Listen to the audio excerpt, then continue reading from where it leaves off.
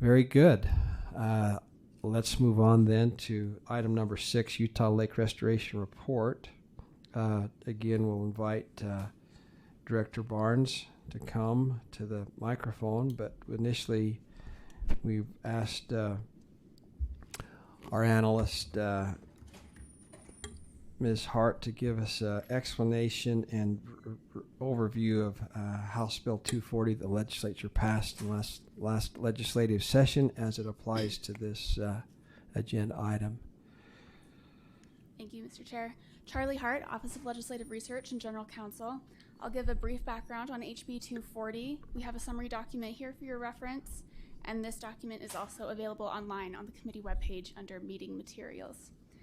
HB 240 Utah Lake Amendments was sponsored by Representative Stratton and enacted in the 2022 general session.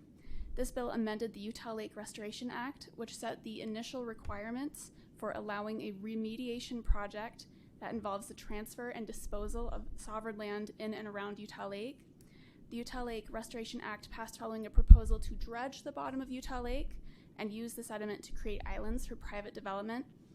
Under the original Utah Lake Restoration Act, the Division of Forestry, Fire, and State Lands had the authority to dispose of Utah state land upon approval of the Legislative Management Committee. The 2022 amendments modify that authority. The division must now submit a written recommendation to the legislature and governor, who in turn must adopt a concurrent resolution to move that project forward. Furthermore, the amendments set additional requirements that a proposal of this nature would have to meet. Any proposal involving the disposal of public land in and around Utah Lake must be determined to be both a fiscally sound and fair method of providing for the comprehensive restoration of Utah Lake and constitutionally sound and legal. The list of public benefits that the restoration project must enhance was also amended to include substantially accommodating an existing use on land in or around Utah Lake and providing any other benefits identified by the division. Other objectives in the Act include restoring water quality and clarity, removing invasive species, improving navigability, and maximizing recreational access. The division must determine the thresholds and criteria for these standards, both the enhancement objectives and whether it is fiscally, constitutionally, and legally sound, and include the specifications of how and when those objectives are to be met in their written recommendation. And the division must also present their complete recommendation to this committee and report on their efforts as requested by the committee chairs. And I do want to clarify, this is different from the Utah Lake Authority, which passed in the same session. The Utah Lake Authority was created to be an independent body that works with stakeholders to manage the lake, but the scope of the Utah Lake Restoration Act and disposing and transferring public land lies outside of what they can sanction. And I will turn that back to Chair Thank Stratton. you. Is there any committee questions, clarifications on what Ms. Hart has just presented? All right, so this lead the segue, that was a segue into this issue. There's a lot of work and information and ground that needs to be traveled in this sphere, but we wanted to, the intent was our Director Barnes was able to come and begin reporting that process. We'd anticipate that there would be a follow-up report to the committee as the interim goes on, but we wanted an update on some current issues. And so welcome, Director, and we'll turn the time to you. Thank you, Mr. Chair. Again, Jamie Barnes, Director of Forestry, Fire, and State Lands. Well, thanks for giving me the opportunity today to update you on HB 240 and the Utah Lake Restoration Project. Prior to getting into the update, I want to be clear that the division does not take a position on this project. We've been working openly and in a friendly manner with Lake Restoration Solutions and looking at all options to enhance the quality of Utah Lake. Since the implementation of HB 240, the division has been working towards addressing the key elements of the legislation, which is the recommendations for standards, criteria, and thresholds, and obviously the disposal of sovereign lands.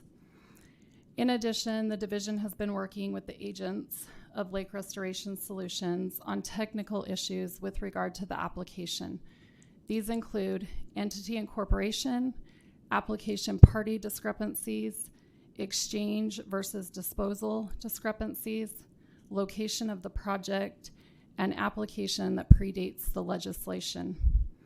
With regard to the proposal associated with the application lacks the scientific data to report the recommendations referred to in 1A of the legislation. This also makes it challenging to update you on the specific details required by the legislation at this time. However, more importantly for today is the disposal element associated with this project. When HB 240 took effect, we met with the agents of Lake Restoration Solutions. We asked them to submit a legal memo to the division regarding the fee simple disposal issue for this project. Since that time, the memo submitted has undergone extensive legal review by the Attorney General's office, who is our legal counsel. I have been advised by our legal counsel that there are material and substantive legal issues with the proposal submitted by Lake Restoration Solutions, and that it is detrimental to the state of Utah and the public trust. The proposal is unconstitutional and is not legally sound. Now, I understand that this is a case of first impression, but this project presents a risk to the state of Utah.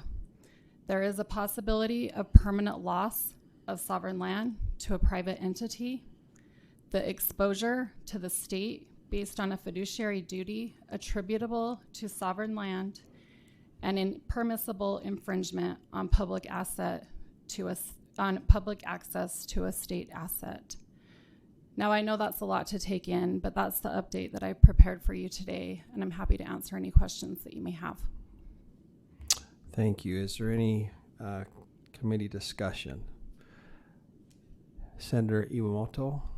I just had that still on, but I'll appreciate that. And do we get to see the report too? Or? Well, this is just an update. We haven't made a formal recommendation. This is just a status update. Because I had a lot of questions about it and what the problems are with the lake and remediation. I know the carp is gone. We seem to have an algae bloom problem and just issues of the sovereign land and storage for water that we would be losing to. Yeah, I'm happy to discuss those in detail with you. Oh, I'd like to. Yeah. Okay, thank you. Further discussion? Seeing none, want to thank you for the report and the update. I recognize that this is a big task, and I would just say as we look at Utah Lake, that the effort is that it become its best version, and what we're doing, and maybe I would just invite you. Certainly, this is one option of others. And do you have any updates on the alga bloom circumstance, or anything else you'd like to comment today on the Utah Lake that's in your care and supervision, Director? Well, I will just say I think there's a misconception that Utah Lake is getting worse, and I think that depends on who you talk to. My division is currently taking management actions to improve the quality of Utah Lake, and I think over time we've seen Utah Lake improving. There's a lot of things that are currently being done on Utah Lake to improve and enhance the quality of the lake, and I think that's what we need to continue to do, is we need to look at all options to enhance the quality of Utah Lake and to make it a functioning ecosystem. It's important that we start taking proactive measures on the lake and not be reactive. And I'm hopeful that with the funding that the legislature has given us, that we're very thankful for, that we can continue to improve Utah Lake.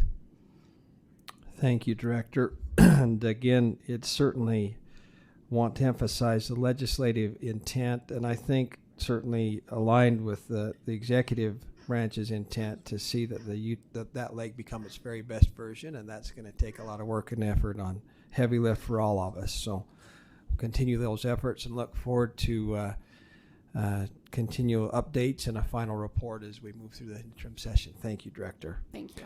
Okay, we'll move on to number 7, draft legislation, water-related liability amendments.